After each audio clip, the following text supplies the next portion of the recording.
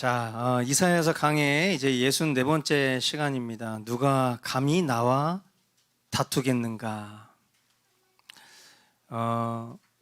성탄주일인데 왜 이사야서 강해를 하냐라고 저희 집에 있는 어떤 분이 저에게 그렇게 얘기를 했습니다. 근데 저는 이렇게 생각해요. 성탄주일이라고 해서 성탄주일에 맞는 설교가 따로 있는 게 아닙니다. 왜냐하면 매 주일 선포되어지는 설교는 예수 그리스도만 드러내야 되기 때문이에요. 아무리 많은 이야기를 늘어놓고 그리고 다양한 설교의 본문을 가지고 설교를 해도 설교의 기본, 제가 대학 다닐 때 또 대학원에서 공부할 때 설교학 교수님들이 가르쳐 주시는 그 얘기의 결론은요, 모든 설교는 예수 그리스도를 드러내야 된다. 그게 설교의 핵심이에요. 근데 오늘날 많은 교회들이 예수 그리스도로 결론 나는 설교를 꺼려하는 이유는 무엇입니까? 두 가지 의미가 있어요. 첫째, 재미가 없어요. 그죠? 이미 예수 그리스도를 믿고 구원을 받았다라고 생각하니까 더 이상 예수님에 대해서 관심이 없는 거예요. 정말 구원을 받고 참 믿음을 가진 사람이라면 그렇게 반응할 수는 없어요. 예수 그리스도가 오늘도 우리에게 생명 되시지 않으면 우리는 우리 스스로를 구원받았다라고 보장할 수 없는 존재이기 때문에 매 주일마다 예수 그리스도의 이름이 선포되어져야 되는 것이 교회고요. 누군가가 교회에 처음 방문했을 때 만일 이 복음을 듣지 못하고 그냥 세상 사는 이야기나 아니면 라이프 스타일에 대한 권면만 듣고 돌아간다면 어디서 복음을 듣겠습니까? 그러므로 매 주일 설교는 사실은 어쩌면 너무나도 뻔한 이야기일 수 있으나 그러나 그것이 우리의 영혼을 살리는 참된 복음이어야 한다는 것이죠. 그리고 두 번째 이유는요, 우리가 존재적인 죄인이기 때문에 예수님에 대한 이야기를 별로 좋아하지 않아요. 왜냐하면 예수님은 죄인을 구원하러 이 땅에 오셨거든요. 만약에 예수님이 우리의 구원자가 되시려면 우리는 나 자신을 죄인이라고 인정할 수 있어야 예수님이 필요해요. 그런데 만일 나는 그래도 제법 괜찮은 사람이야, 나는 윤리도덕적으로 큰 문제를 일으키고 살아가는 그런 죄인이 아니라고 생각한다면 그 사람에게는 예수님이 필요하지 않아요. 그러다 보면 결국 예수님의 이야기가 어쩌면 너무나도 뻔하고 식상한 이야기로 들려질 수 있고요. 또한 더 나아가 불편한 이야기가 될 수도 있겠죠. 그래서 사실 이런 어떤 불편함들이 성도들에게 피드백 되어지기 때문에 목사님들은 복음 설교를 하는 것에 대해서 굉장히 많은 도전을 받고, 그러다 보니 사람들이 듣기 좋은 재밌고 감동적이고 뭔가 실용적인 그런 설교를 주일 강단에서 하게 됩니다. 저도 당연히 그런 유혹이 있어요. 그러나 모든 성경은 하나를 이야기하고 있습니다. 그것은 예수 그리스도예요. 우리가 구약 오늘 이사야 50장 말씀을 볼 텐데요, 너무나 놀라운 것은 제가 이 제목, 저는 이제 제목을 어떻게 짓는지 아시죠? 우리가 보고 있는 성경 본문에서 아주 임팩트 있고 주제라고 생각하는 그 내용을 제목으로 그대로 옮겨옵니다. 우리가 보고 있는 이 성경의 오늘 핵심은 누가 감히 나와 다투겠는가요? 근데 이 제목을 어디서 본 것 같은 거예요. 그래서 제가 제 아이패드에서 이렇게 검색을 해봤더니 2019년도 성탄주일 설교가 누가 감히 나와 다투겠는가, 본문도 이사야 50장이었더라고요. 네, 그래서 이것은 이렇게 하려고 해도 참 쉽지가 않다. 다행히 내용은 전혀 다릅니다.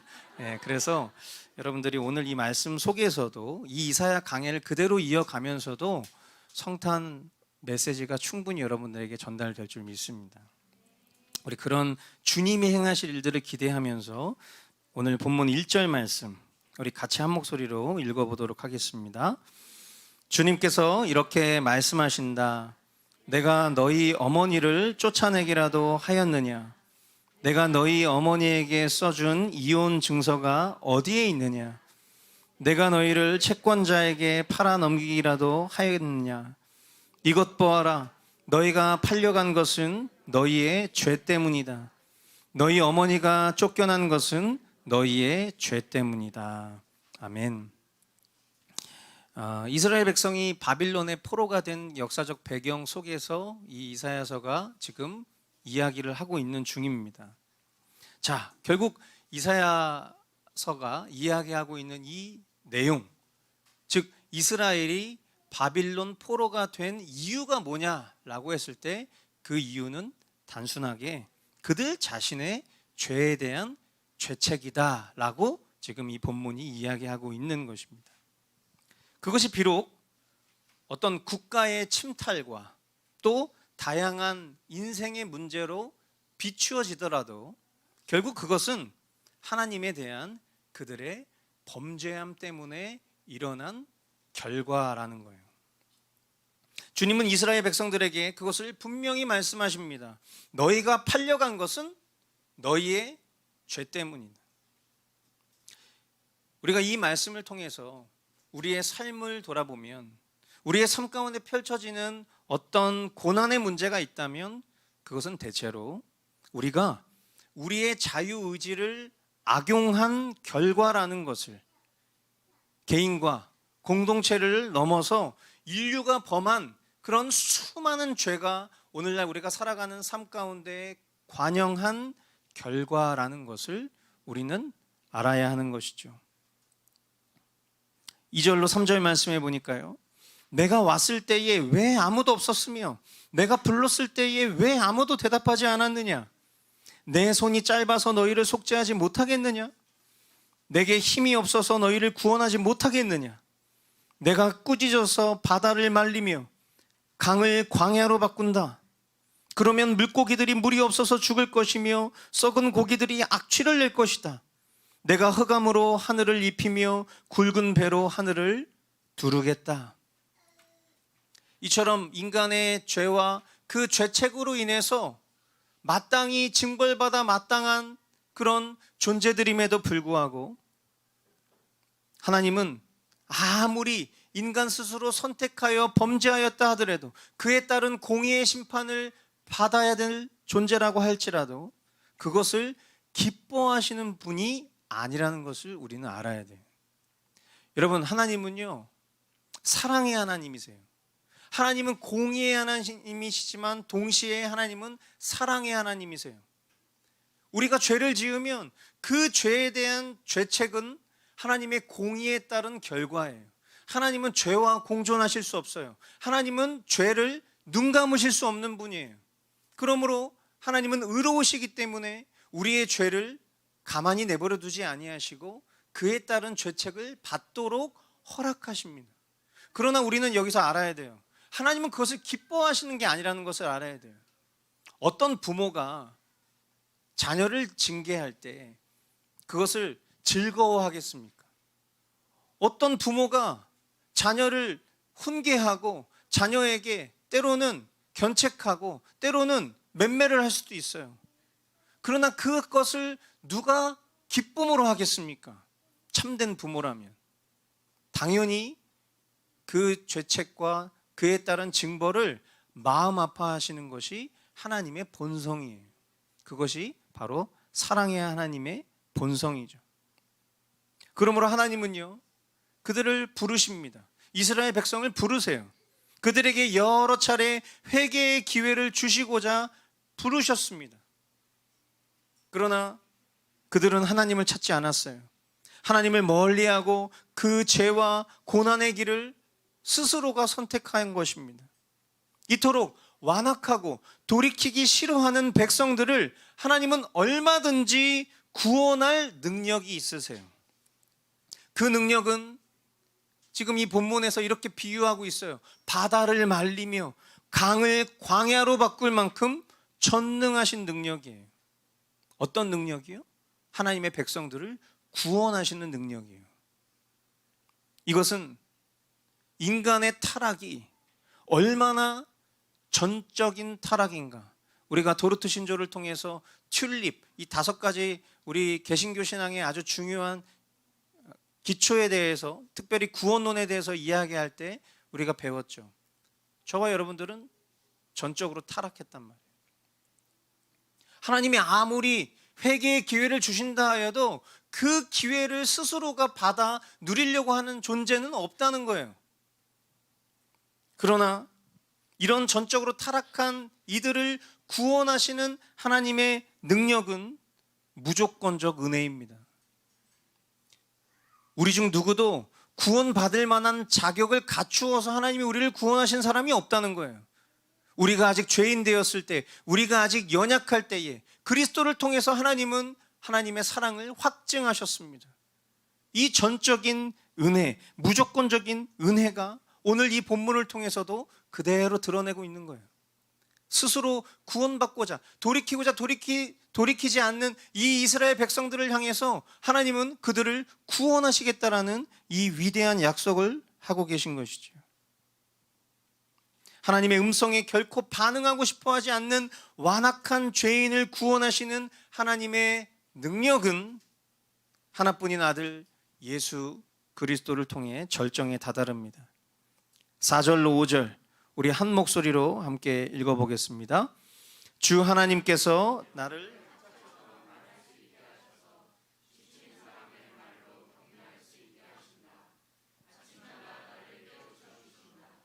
내 귀를 깨우치시어 학자처럼 알아듣게 하신다.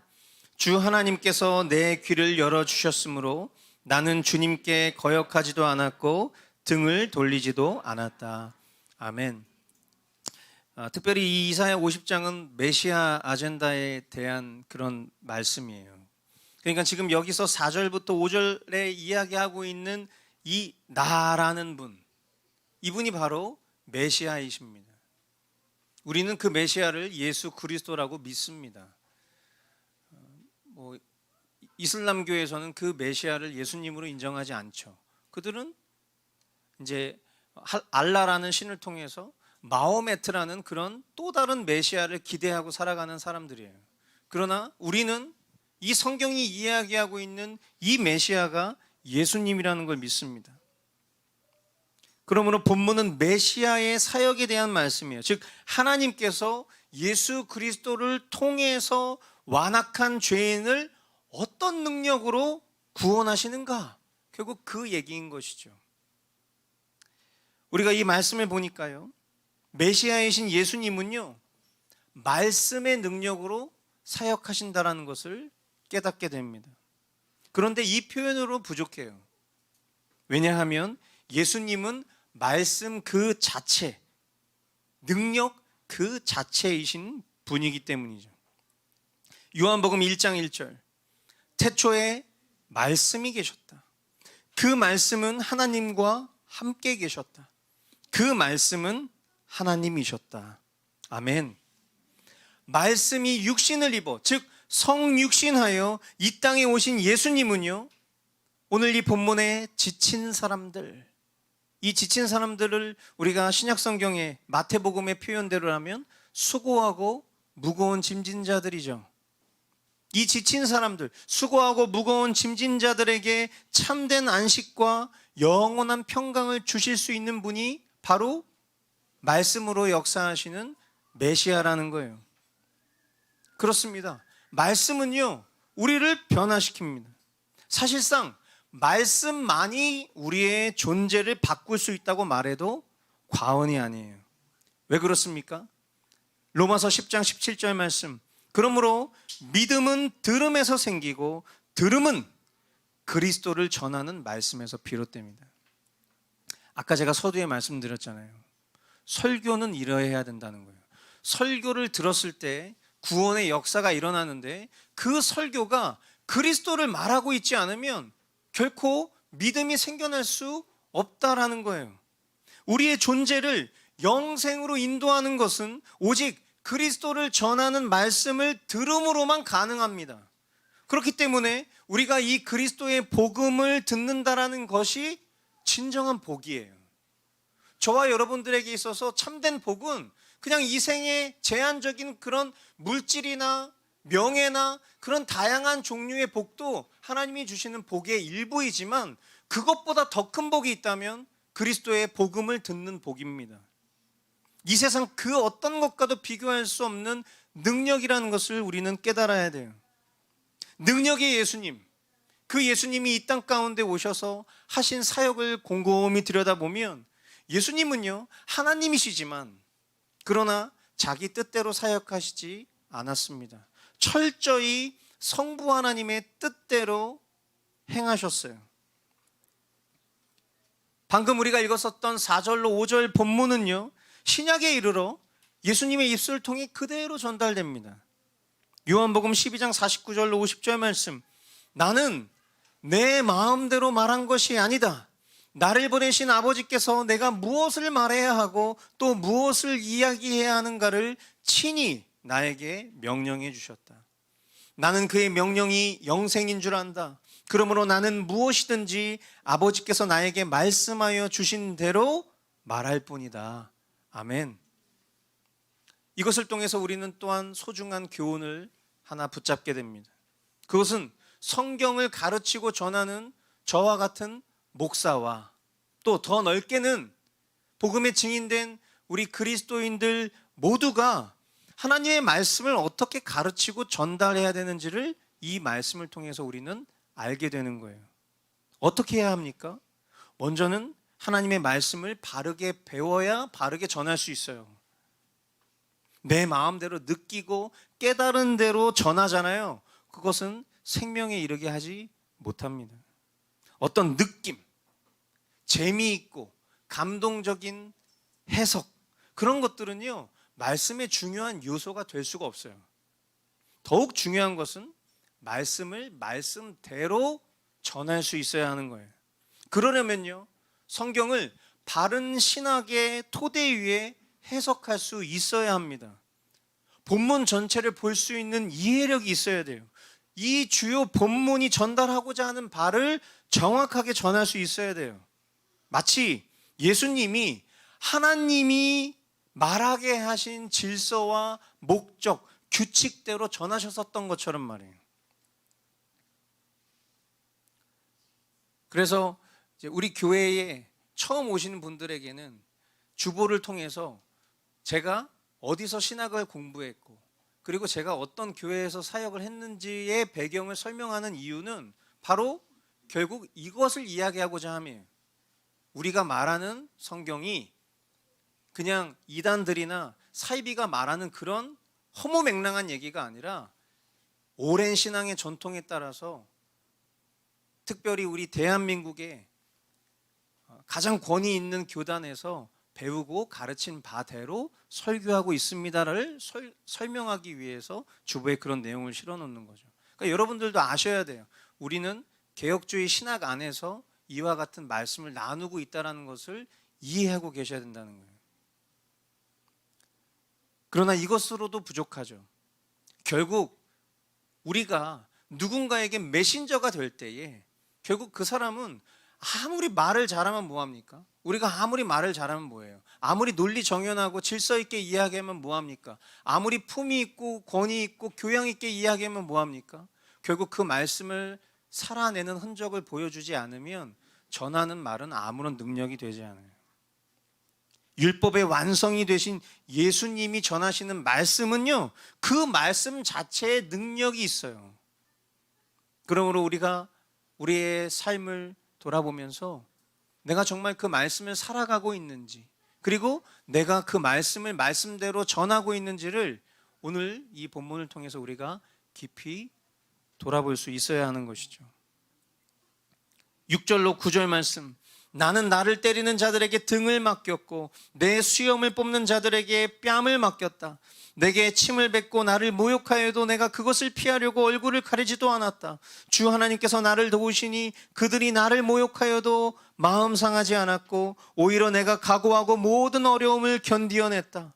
내가 부끄러움을 당하지 않겠다는 것을 내가 아는 까닭은 나를 의롭다 하신 분이 가까이에 계시기 때문이다.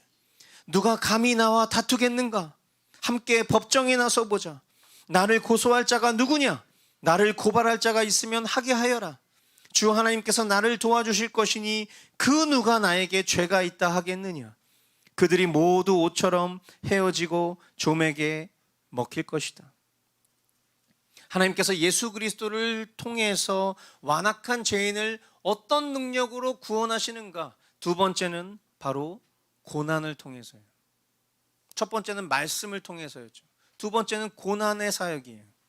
예수님은요, 이 본문이 예언한 바 그대로 매 맞고 수염이 뽑히고 뺨을 맞고 모욕과 침 뱉음을 당하셨죠. 그러나 예수님은 그 일을 피하지 않으셨습니다.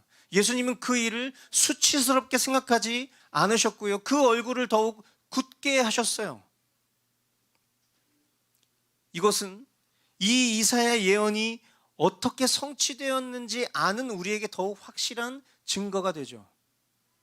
예수님께서 고난 중에 부끄러워하거나 낙심하지 않으신 이유가 무엇 때문입니까? 예수님이 그런 고난을 잘 참을 수 있는 그런 인내력이 있으셨습니까? 그런 것 때문입니까? 아니에요. 예수님이 이 말씀의 성취를 이루신 그 의미는 무엇입니까? 그것은 하나님의 도우심과 변호하심을 확신하기 때문이라고 이야기하고 있어요. 한마디로 예수님이 당하신 고난과 수치가 실제 예수님이 지은 죄에 대한 죄책이 아니기 때문이라는 거예요. 죄인이 죄에 대한 죄책을 받는 것은 당연한 일이죠. 그러나 예수님이 받으신 그 죄책은, 그 고난은 예수님의 죄 때문이 아니죠. 예수님은 죄가 없으신 분이에요. 예수님이 받으신 그 고난은 저와 여러분들의 죄 때문이죠. 지금 여기서 예수님이 그것을 참지 않으시면 그 모든 진노가 우리를 향할 텐데, 우리를 향한 그 죄책을 우리가 감당할 수 있겠습니까? 그 하늘의 진노가 부인되는 그 끔찍한 상황 가운데 처해지는 그 고난이, 그 고난의 잔을 저와 여러분들이 감당할 수 있겠냐고요. 예수님은 우리를 위해서 그것을 참으신 거예요. 더 나아가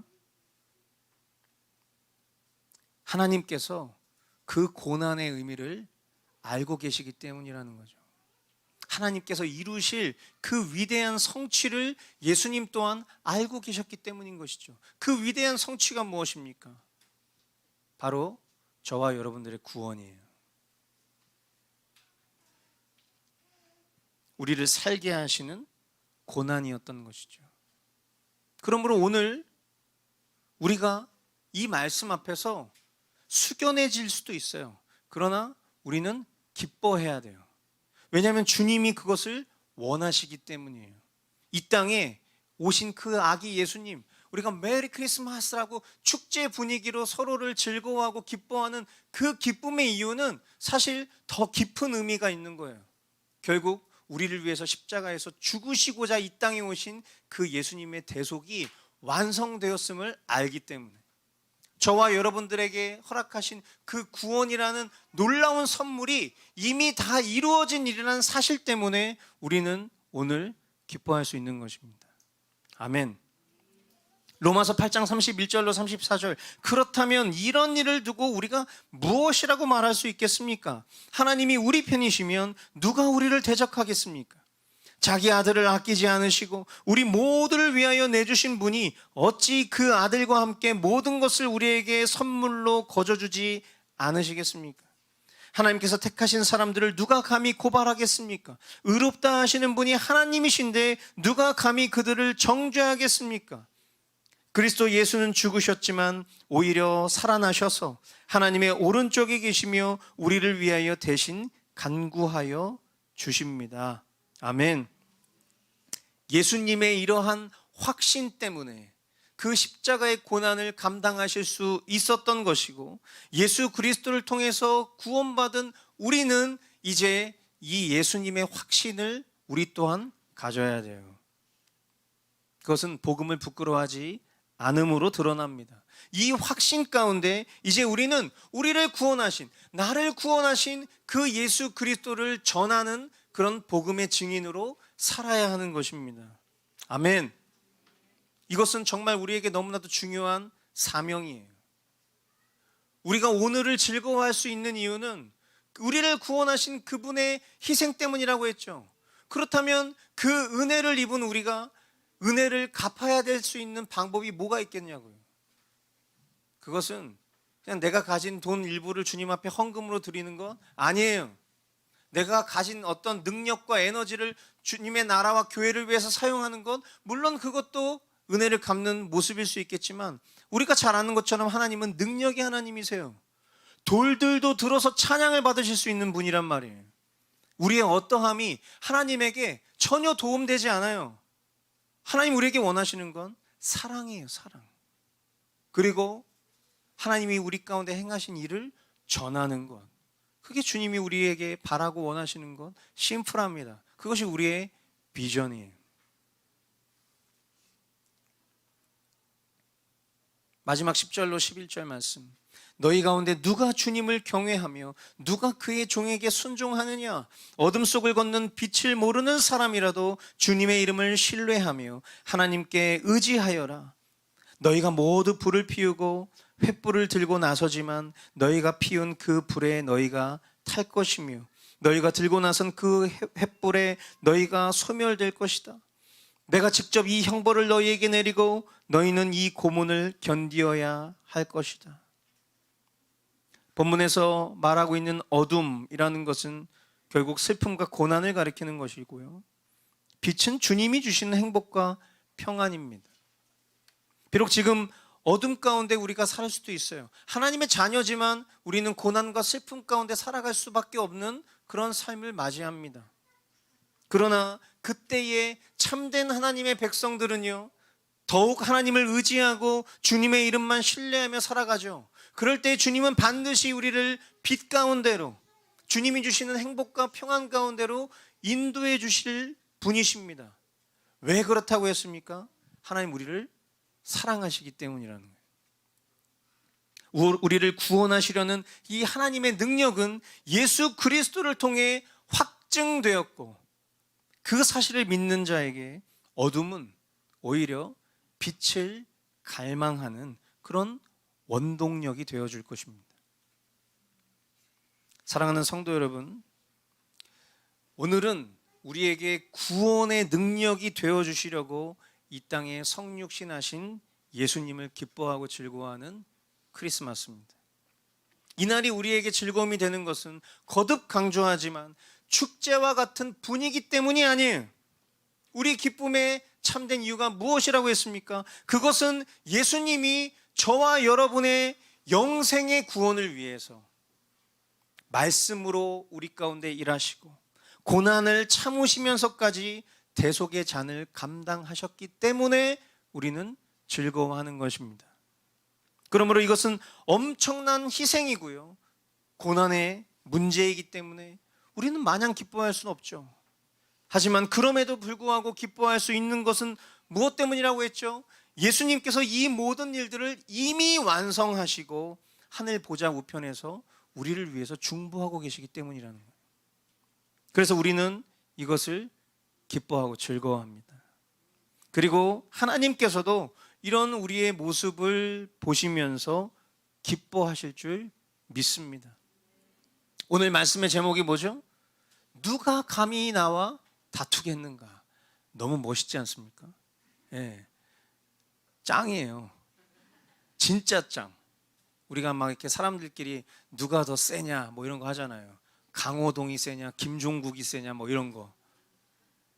주님이 누가 감히 나와 이렇게 표현하셨을 때 이건 뭡니까? 하나님 뭔가 근육질을 막 자랑하시는 겁니까? 하나님의 강력한 펀치를 자랑하시는 겁니까? 아니죠. 우리의 구원을 이루시고자 십자가 지시기 위해 말씀의 성취로 이 땅에 오셨던 메시아이신 예수님을 가로막을 수 있는 것은 아무것도 없다는 거예요. 아멘. 지금 이 십자가의 능력이 우리의 삶을 영생으로 이끄는 동안 이것을 무효로 하거나 가로막을 권세가 아무것도 없다는 것을 말씀하시는 것입니다. 저와 여러분들이 하나님이 구원하신 자녀라면 우리의 어떠함과 상관없이 주님은 그 구원을 끝까지 이루실 것입니다. 이 세상 그 어떤 능력과 권세보다도 강한 우리 주 예수 그리스도, 예수님이 우리 안에 영원히 함께 하시니 우리는 기쁘지 않을 수 없어요. 가장 강력한 그분이 우리의 심령 가운데 주인 되어 계시니 우리는 기쁘지 않을 수 없죠. 그래서 우리는 이렇게 외치는 것입니다. 메리 크리스마스, 메리 크리스마스. 이것이 저와 여러분들의 매일의 고백이 되길 원합니다. 매일의 인사가 되기를 원합니다. 이것이 우리의 가장 강력한 거대한 안정감이 되기를 이 시간 주님의 이름으로 축복합니다.